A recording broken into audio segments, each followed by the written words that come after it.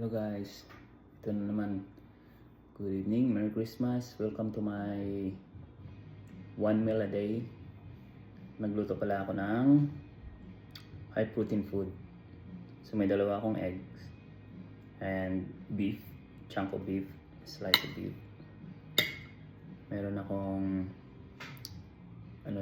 liver ng beef, potato, at saka carrot. Mayroon din siyang garlic at saka tomato. So I sauteed to butter and olive oil. And mayroon akong smoothie na prepare na high protein din. Ito ay combination ng chia, pumpkin seed, hemp hearts, cashew, blueberries, avocados, peanut powder, cottage cheese, Greek yogurt, and cinnamon. So all these foods, ito yung ayaw ng oncologist ko kainin before kasi ayaw niya siguro ako gumaling. So opposite doon sa sinabi niya, kinakain ko yung mga pinagbabawal niya sa akin. So ngayon magaling na ako. So ito, kakainin ko na siya. So yan, happy dinner. Meron pang sinabi yung oncologist sa akin nung una akong nakipag-meeting sa kanya. Sabi niya okay lang daw kumain ng sugar, myth daw ang sugar, hindi daw totoo yun na cancer. Pero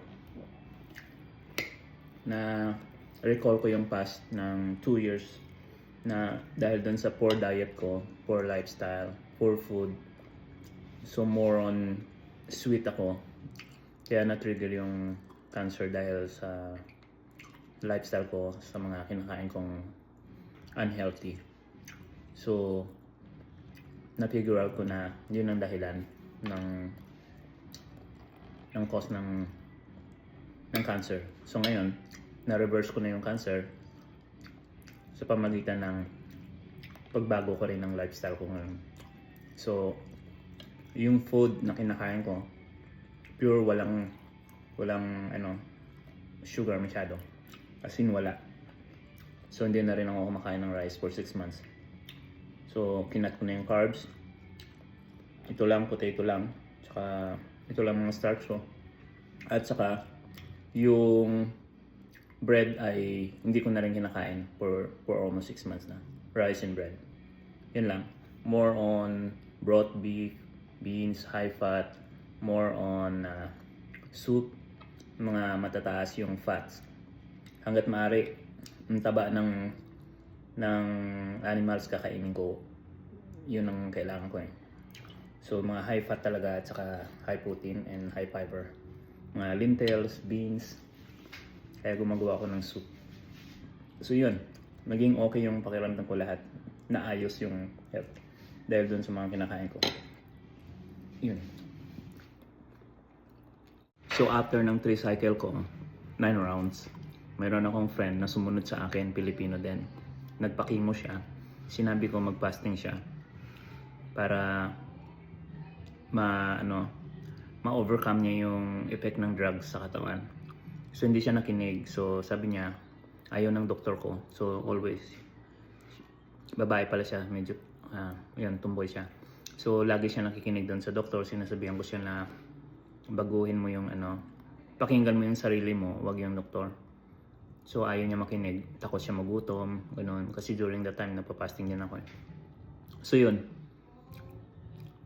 after niyang cycle ko, sumunod siya mga 2 to 3 months. After ng chemo niya, dinala na siya sa emergency, and then namatay na siya. So namatay siya dahil sa mga desisyon niya na mali. So wala na. So hindi siya nakinig sa akin noon. So sana maging lesson din sa iba na pakinggan yung sarili nyo. Wag lagi doon ng advice sa gumagamot, kasi minsan iba yung gusto nila mangyari sa iyo. Pero yung katawan mo, nagsasabi na itong gawin mo, dapat gawin mo. Pakinggan mo yung sarili mo, pakinggan mo yung katawan mo. Kasi yun yung magliligtas sa sarili mo, yung katawan mo. Yung wisdom dapat nandun, na piliin mo yung tama para sa sarili mo at magiging healthy ka. Or maayos mo yung health mo. Yun. Wala na siya, patay na. Yun lang.